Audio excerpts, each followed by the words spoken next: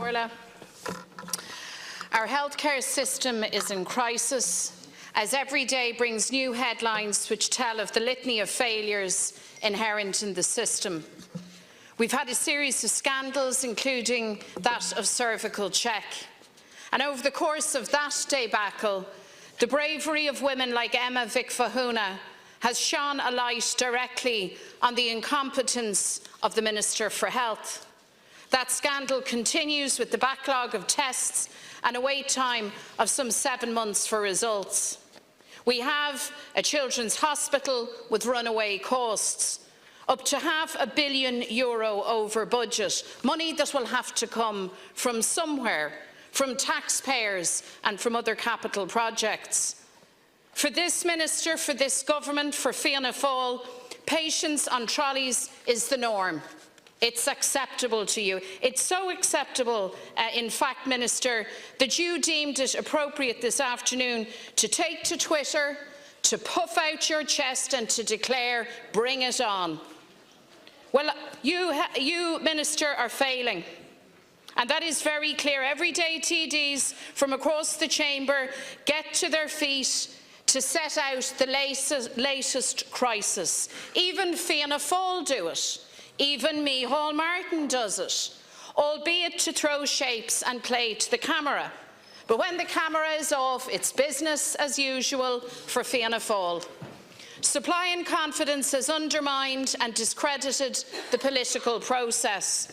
The essential role of opposition is to hold the government of the day to account, to advocate for those without a voice, to call out failing ministers and failing policies, to demand better. But Fianna Fáil, in their supply and confidence agreement, has abdicated responsibility and has betrayed the electorate. The simple fact is that the minister is incapable of doing his job, and yet he remains in office. He believes he is untouchable. The crisis and scandals mount, and hard-working people pay the price, quite literally. The leader of Fianna Fáil has listed the failings of the Health Minister, but by his actions he will support him, he will protect him, and Fianna Fáil will protect Fine Gael. The leader of Fianna Fáil says he will support the Minister in the national interest. Well, let me tell you, it is never in the national interest to keep a failing minister in place. The price is too high, not only in the Children's Hospital, but in hospitals and doctors' surgeries right across the state. The leader of Fianna Fáil tells us that this is done to avoid an election as Brexit looms.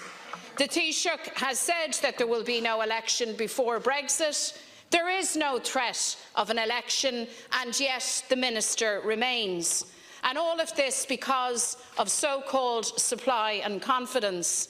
A deal that covers the blushes of a Fianna Fáil leader for giving the government a blank cheque whilst pretending to act as opposition. Sleeving politics is now the order of the day in the Dáil. This is a coalition in all but name. The Taoiseach certainly has the measure of the leader of Fianna Fáil, because he knows that Micheál Martin will fall into line once pressure is applied. So this isn't about Brexit. This isn't about avoiding an election. The national interest is not served by retaining a minister who is clearly failing. Today, supply and confidence is exposed. It's not about stability, it's about stagnation. It's a grubby deal by the political establishment to control both government and opposition all at the same time. And its legacy is seen on waiting lists, on trolley counts, and in families struggling to make ends meet. The question to Micheál Martin is a simple one. Do you have confidence in the minister? You either do or you don't. An abstention is a confidence vote in the minister and a con trick on the people. And unfortunately this evening, Ceann Comhairle, we will witness political cowardice and hypocrisy of the highest and an unparalleled order.